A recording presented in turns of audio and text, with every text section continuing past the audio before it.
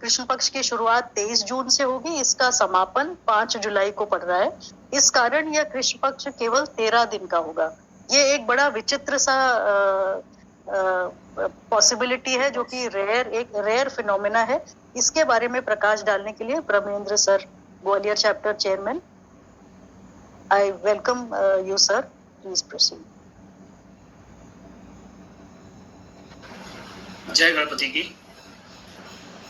जैसा कि अभी आपने कहा कि 13 दिन का पक्ष होने जा रहा है और हम इसे महसूस करने वाले हैं, तो जो इसको हम कहते हैं क्षय, किसी भी उसका क्षय होता है पक्ष का, वो देखा जाता है। तो पक्ष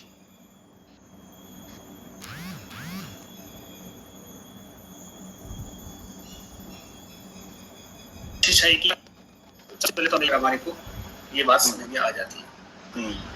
आषाढ़ कृष्ण पक्ष त्रयोदशी जो त्रयोदश दिवसात्मक होने से हो सकते हैं अशुभ परिणाम। 23 जून से 5 जुलाई तक मात्र 13 दिन का होगा पक्ष। जैसा कि हम जानते हैं क्षय का मतलब है हानि होना, कम होना। एक क्षय रोग होता है, टीबी रोग, जिसके लिए सरकार बहुत प्रयास करती है और वो क्षय रोग ना हो। संवत्सर का क्षय होता है, तो संवत्सर क्षय होते हैं, वो अच्छा नहीं माना जाता। पंचांग में किसी भी संवत्सर का या कहो के अब्द का, आर्यन का, मास का, पक्ष का, तिथि का क्षय होना अच्छा नहीं कहा गया। संवत्सर के बाद हम देखते हैं मास का क्षय होता है, 6 मास और अधिक मास देखते हैं। इसके बाद हम देखते हैं पक्ष क्षय। पक्ष क्षय की जब बात आती है तो यहाँ पर हमारे सामने बहुत सारे जो मेघ विजय के अंदर कुछ बात आई है, वहां पर हम देखते हैं तो ये श्लोक आया है, अनेक सहस्रायात योगात प्रजायते त्रयोदश दिने पक्षः तदा संगरते जगत। अर्थात जिस काल में 13 दिन का पक्ष होता है, उस समय लोगों का जीवन त्रस्त हो जाता है। आम जन को 13 दिवसीय इस पक्ष में विश्वग्रस्त जो अनेक रोग, गंभीर रोग, महंगाई बढ़ेगी, इसमें हिंसा, पीड़ा आदि का सामना करना पड़ सकता है। यह पक्ष विश्व स्तर पर भौगोलिक स्थिति में परिवर्तन भी करता है। अर्थात इस पक्ष का शुभ फल जो है वो देश के विघटन के रूप में भी देखने को मिलता है।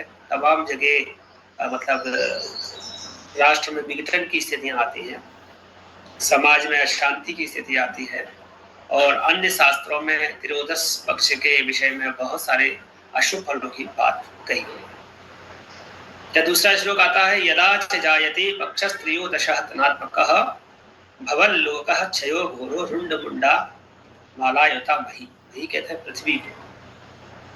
तो विश्वग्रस्त पक्ष या त्रयोदश दिन का जो पक्ष है, उसका शुभ प्रभाव हमारे राजनीतिक स्तर पर, आर्थिक स्थिति पर, सामाजिक स्तर पर देखने को मिलता है, और यहाँ तक कि अस्थिरता, अशांति को भी इंगित करता है। जैसा कि अभी हम देख रहे हैं, अभी चुनाव हो रहा, सरकार बनने जा रही है, और कुछ अस्थिरता के संकेत हम देश काल पात्र के अनुसार पहले से विचार करते हैं। लेकिन हमें ज्योतिष के जो सिद्धांत हैं या जो अभी आने वाले पंचांग के नियम हैं, वो भी हमें बता रहे हैं कि कुछ अस्थिरता की बात है। राजनीतिक पटल पर विभिन्न जो दल होते हैं, उनमें भी बिखराव और तनाव की स्थिति होती है, और ऐसे होने से कई जगह तोड़फोड़, आगजनी, ऐसी घटनाएं भी घटती हैं। भूकंप, भूखमरी, अकाल, भूस्खलन, अलग अलग। जैसे क्या है, इसके लिए तो हम बेदरी की जो कुंडली लगाते हैं, उसके आधार पर भी थोड़ा थोड़ा हम उधर जाते हैं कि किस क्षेत्र में, किस जगह पर इसकी घटनाएं ज्यादा देखने को मिले। लेकिन इसका प्रभाव कहीं ना कहीं उसमें समाहित हो जाएगा। तो परिणाम स्वरूप क्या होगा आम जन के उपयोग, क्योंकि इसमें क्या लिखा उसने कि भवे लोक क्षयो घोरो रुंड मुंडा मलायुता। अब यहाँ पर दूसरे श्लोक में त्रयोदश दिनः पक्षो भवेत् प्रशास्त्र कांतरे तदा नगरः भंगम स्यात् छत्र भंग महर्गता। महर्ग समर्ग आपने जब संक्रांति पढ़ते हैं तो उसमें बताते हैं महंगाई, तो महंगाई बढ़ती है, और महंगाई बढ़ने से, क्योंकि जब अकाल आएगा या कुछ ऐसी समस्याएं आएंगी तो इसका सीधा सीधा प्रभाव हमारी वस्तुओं पर पड़ेगा, महंगाई बढ़ती है। तो इस समय किसी भी ऐसे व्यक्ति का भी असमय निधन हो सकता है जो राष्ट्र के लिए महत्वपूर्ण हो। ऐसे व्यक्तियों की भी शोक की संभावनाएं बनती है। कोई घटना 100% होगी कि नहीं, इसके लिए हम पूरी तरह से जब पूरा वेदनी कुंडली का विचार करेंगे तब कह सकते हैं, लेकिन जो त्रयोदश दिन के पक्ष के विषय में हमारे शास्त्रों में मत दिया है, उसके बारे में मैंने ये बात आपको कही है। 13 दिन के पक्ष के बारे में ये भी कहा है, ये दूसरे श्लोक में, उपनयन परिणयन वैश्मारंभादि कर्मणि यात्रा दुःखक्षये कुर्यात् न जिजीविषु पुरुषः। विवाह सगाई जैसे मंगल कार्यों को न करने का सुझाव दिया गया है। गृह प्रवेश, भवन निर्माण, यानी कि मुंडन, उपनयन, संस्कार जैसे जो कर्म हैं ये नहीं करना चाहिए। मंगल कार्यों को न करें ऐसी सलाह देते हैं। मूर्ति चिंतामणि में कश्यप मुनि ने इस विषय को विशेष करके कहा है। हालांकि यहाँ पर कहा है कि अगर कुछ केंद्रों में शुभ ग्रहों का केंद्र कोण में अगर प्रकाश हो तो आवश्यकता होने पर कर सकते हैं, जहां तक हो सके उसे छोड़ देना चाहिए। अब्दार्नयतु मासोत्थाः पक्षति द्यक्ष संभवाः ते सर्वे नाशमायांति केंद्रस्ते शुभे गृहे। अर्थात पक्ष जो हमारा 15 दिन का होता है ये सब जानते हैं, और एक पक्ष में 15 दिन होते हैं, लेकिन चंद्रमा की कला और सूर्य चंद्रमा के आधार पर पक्ष बनते हैं, ये भी आप जानते हैं। तो पक्ष हमारे कितने दिन के हो सकते हैं? तो मैक्सिमम हमारा पक्ष 15 दिन का हो सकता है, 16 दिन का हो सकता है, मैक्सिमम 16 दिन का हो सकता है, और उसके बाद 15 का तो पक्ष माना ही गया है, 14 का भी हो सकता है, लेकिन 13 दिन का भी होता है। 13 दिन का यदा कदा होता है, कभी 4 साल में, कभी 10 साल में, कभी 50 साल में। अभी हमारे साथ जो कुछ घटनाएं घटी है तो बहुत जल्दी हमारे 13 दिन का पक्ष आ गया। अभी जब कोरोना काल आया था 2021 में, तब हमारा 13 दिन का पक्ष था, और अभी हमारा 2024 में फिर आ गया, 2010 में आया था, 2005 में आया था, 1959 में आया था। तो जब भी आया होगा कुछ न कुछ घटनाएं, जैसे कि हमने कोरोना काल में देखा था कि कितना ज्यादा समस्याएं हमको देखने को मिली थी। तो ये 13 दिन का जो पक्ष है ये विशेष करके कष्ट देने वाला होता है। तो तिथियों की गणना के अनुसार 2021 में हम देख रहे हैं, 2023 में 23 जून से 5 जुलाई 15 दिन के स्थान का जो 13 दिन का जो पक्ष है, तो कृष्ण पक्ष 13 दिन का है। तो ये शास्त्रों में इसे अशुभ अनिष्टकारी बताया गया है। तो इसका हम अभी देखेंगे कि प्रभाव हमारे भौगोलिक और सामाजिक और राजनीतिक स्तर पर क्या होने जा रहा है, उसको हम यहाँ महसूस करेंगे सब लोग। और विश्वग्रस्त कहा गया है, तो ये पूरे देश के ऊपर और यहाँ तक कि विश्व के ऊपर भी इसकी बहुत सारी वो देखने को मिलेगी, और अशांति और सब समाज में परेशानियां देखने को मिल सकती है। इसको हम इस प्रकार से यहाँ देख सकते हैं। और जो हमारा 13 दिन का पक्ष है उसके बारे में कहा गया है कि ये काल चक्र के कारण जब 13 दिन का पक्ष आता है तब विश्व में संघार की स्थिति उत्पन्न होती है। 13 दिवसीय विश्वग्रस्त पक्ष असाध्य रोगों का उपद्रव पैदा करने वाला, हिंसा रक्तपात बढ़ाने वाला, राष्ट्रों के मध्य युद्ध की स्थिति बनाने वाला पाया गया। प्राचीन ग्रंथों में इसे अमंगलदायक मानकर यहाँ तक कहा गया है कि कभी कभी 13 दिवसीय पक्ष संसार में संहारक होता है।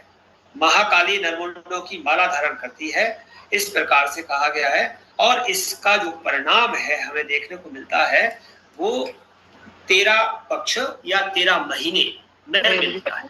यानी कि हम इसके परिणाम को 13 पक्ष और 13 महीने, यानी कि 13 पक्ष कहेंगे तो लगभग हमको 6.5 महीने, अगले 6 महीने के अंदर और मैक्सिमम 1 साल के अंदर इसका परिणाम देखने को मिलता है। तो और आगे पीछे से भी इसको लगाया जा सकता है कि 6 महीने आगे 6 महीने पीछे, इस तरीके से हम देख रहे हैं कि यहाँ पर 1959 में ये 13 दिन का पक्ष पड़ा था, और ये भाद्रपद था जिसमें प्रतिपदा एक हो गई थी। यहाँ पर जिसमें 0 लगा हुआ है सारा कुछ, ये अमावस में प्रतिपदा है, और ये चतुर्दशी और त्रयोदशी का संयोग हो गया है। तो ये हमारा 1959 था जिसमें ये ऐसा हुआ था। इसके बाद हम दूसरा वाला ये देख रहे हैं, ये पक्ष है हमारे पास सन 2005 का है, कार्तिक शुक्ल। इसमें भी आपके पास प्रतिपदा और अमावस्या दोनों एक हो गई थी, तो 13 दिन का पक्ष था, 2005 में आया।